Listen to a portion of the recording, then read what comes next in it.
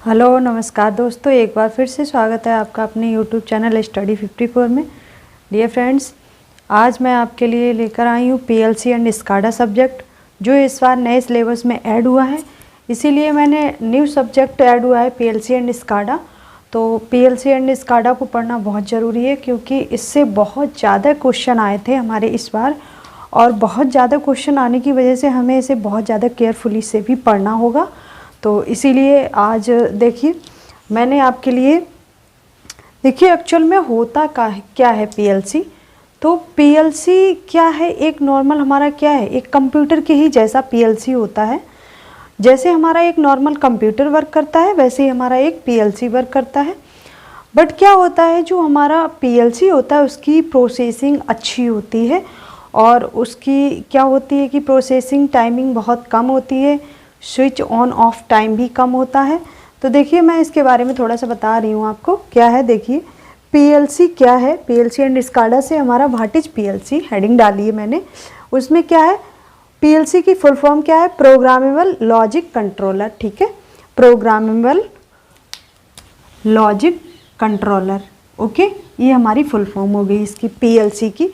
कुछ भी पूछ सकता है, एग्जाम में पूछ सकता है पीएलसी की फुल फॉर्म बताइए, तो आपको प्रोग्रामेबल लॉजिक कंट्रोलर बताना है। ठीक है, देखिए होता क्या है पीएलसी। पीएलसी एक ऐसा कंप्यूटर है जिसे क्या टेम्परेचर और ड्राई एंड वेट की स्थिति के टाइम पे विशेष रूप से ऑपरेट करने के लिए बनाया गया है। ठीक है, कोई भी कंडीशन हो, जैसे कि जहाँ पर टेम्परेचर हो, या फिर धूल डस्ट वगैरह भी हो, या फिर वहाँ पर ड्राइनेस हो, लेकिन हर कंडीशन में वो क्या करता है, टाइम के अकॉर्डिंग आप उसको, अपने टाइम के अकॉर्डिंग आप उसे चेंज कर सकते हैं।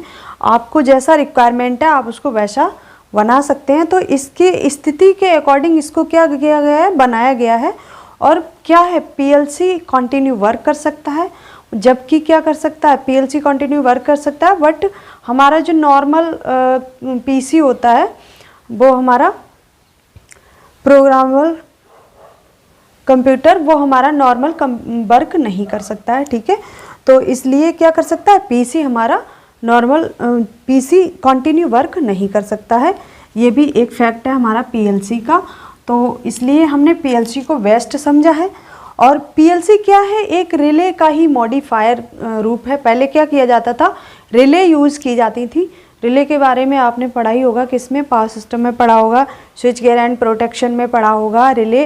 तो रिले जो है हमारा, रिले पहले हम रिले यूज़ करते थे। तो रिले में क्या होता था, थोड़ा सा टाइम टेकिंग उसमें प्रोसेसिंग होती थी। बट क्या है, जैसे आपको कोई दरवाज़ा है, और दरवाज़ा का आपको डोर इस तरह से ऑपरेट करना है कि आप आएँ तो वो मतलब ओपन हो जाए, और आप चले जाएं तो वो क्लोज हो जाए। तो आपको इस तरह से ऑपरेट करने के लिए पहले क्या है, रिलेज यूज की जाती थी, जो हैंडल से घुमाई जाती थी। तो जब हैंडल से आप घुमा देते थे तो रिले को ओपन कर देते थे, तो दरवाज़ा ओपन हो जाता था। और जब हैंडल से आप क्लोज कर देते थे रिले को, तो दरवाज़ा ऑटोमेटिक क्लोज हो जाता था।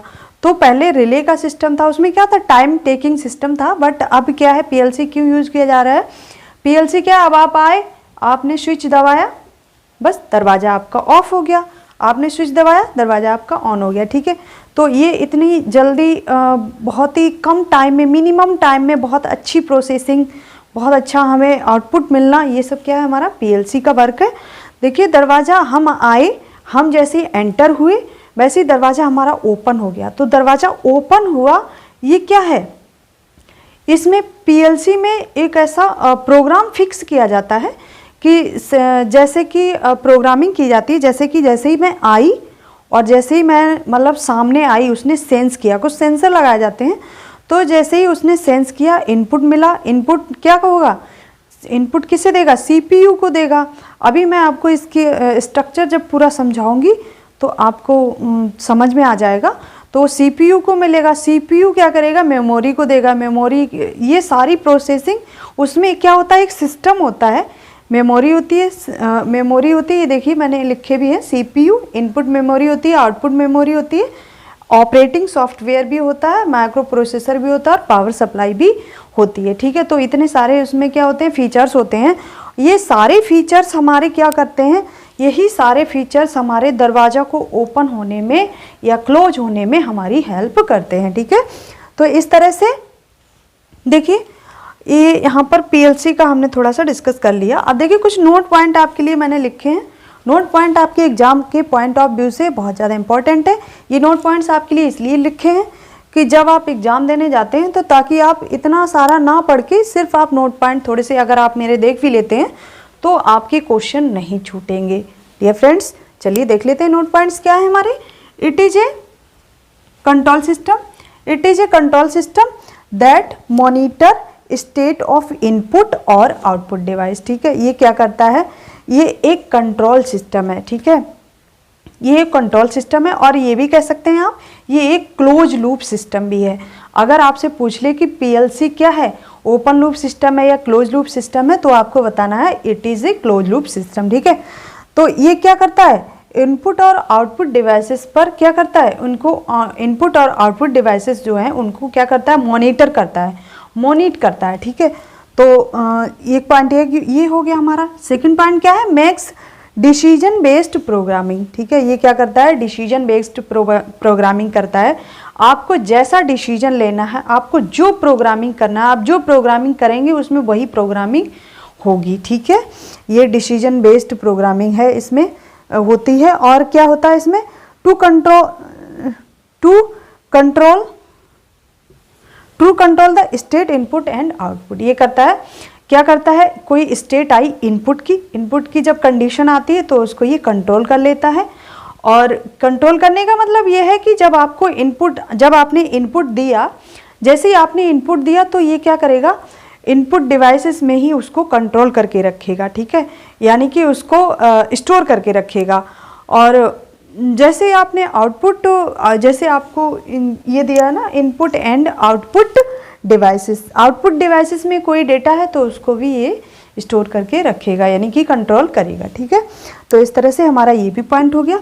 नेक्स्ट देखिए, फर्स्ट हमारा पीएलसी 084 का आविष्कार कब हुआ था, तो ये 1964 में हुआ था। और किसने किया था, डिक मोरले ने किया था, ठीक है। आपको याद रखना है, डिक मोरले 1964 में, ठीक है।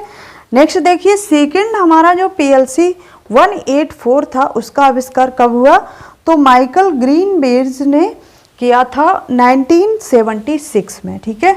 आपको 1976 याद रखना है और माइकल ग्रीनबेर्ज याद रखना है और क्या नंबर भी याद रखना है। सेकंड हमारा पीएलसी क्या था, 184, ठीक है।